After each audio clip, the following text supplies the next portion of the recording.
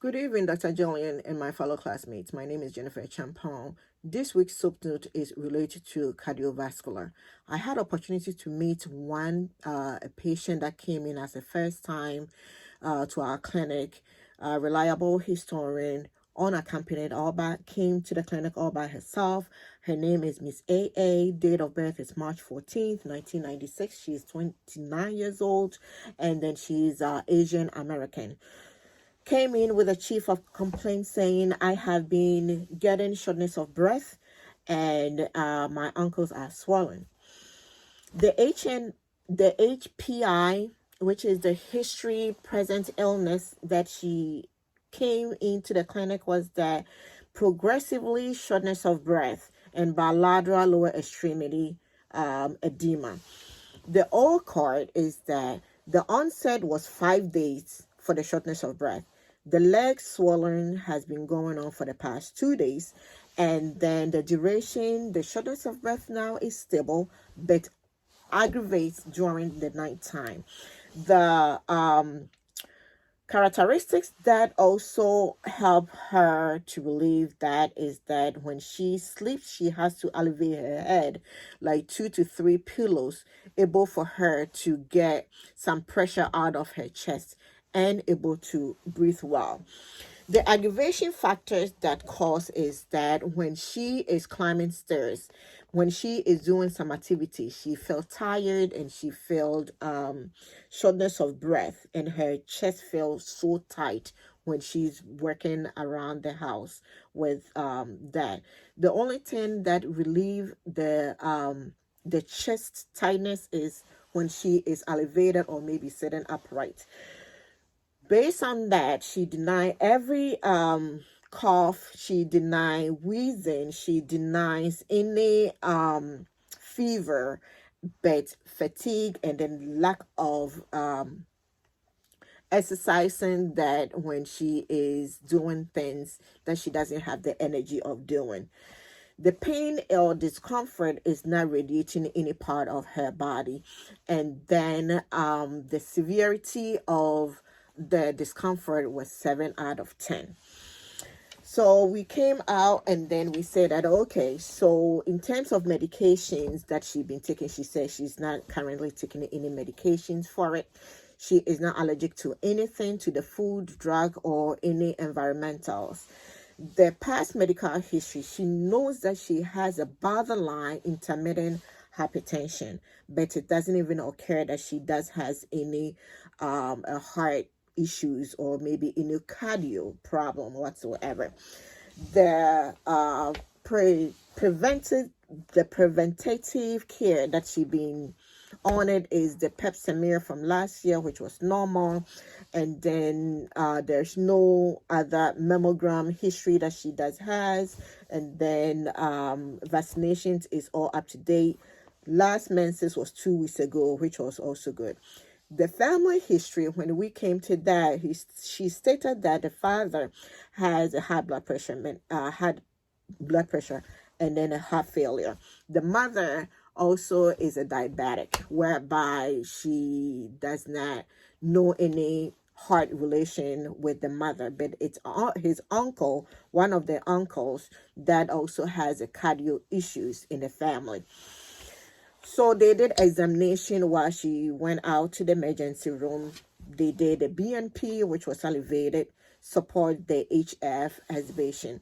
They did the EKG, sinus tachy that she had at that point. The CBC, the CMP were all within the normal range. The TSH, which was the thyroid, was a little bit elevated, but even that was not thyroid induced that was causing the signs of shortness of breath that she was experiencing. Uh, and also diabetes also was renal because she was not a diabetic. Her A1C was 5.4, and then the echocardiogram that they did was a little bit elevated. That also confirmed the heart failure because of the ejection fraction was 40%. When we come to the diagnosis, as me knowing all these labs and then the results that they did, my first diagnosis was a heart failure with a reduced rejection fraction. The second one was renal diseases, and my third was chronic liver diseases. All these has a common grounds of the bilateral extremities that is swallowing.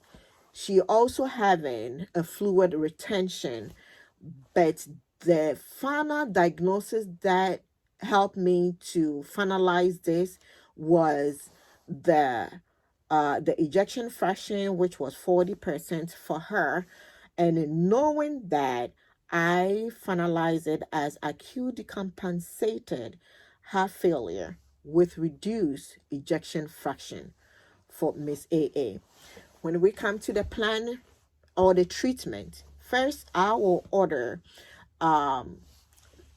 look diuresin medication, whereby I can give furosemide, and then I can give lisinopril, and I can give metoprolol to treat the fluid retention and the and then the blood pressure that also is elevating high on her.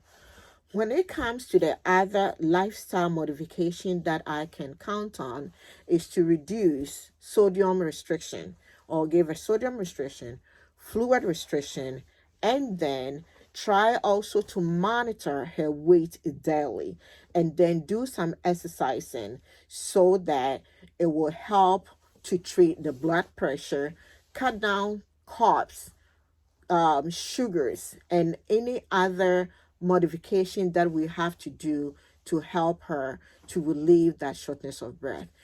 So the diuresin, the blood pressure medicine, the life modification, and then monitoring her weight, all will be the treatment plan I will suggest for Miss AA to continuously doing that, and then we can invite her or maybe set an appointment to see her back the next maybe 2 to 3 weeks to see how effective the blood pressure has been under control, the shortness of breath has been under control, and then if there's any referral that we have to do, is to refer her to see cardiologists to monitor her heart, so it won't lead into any other severe illnesses for Miss AA. So thank you so much for end of my video. Enjoy the show.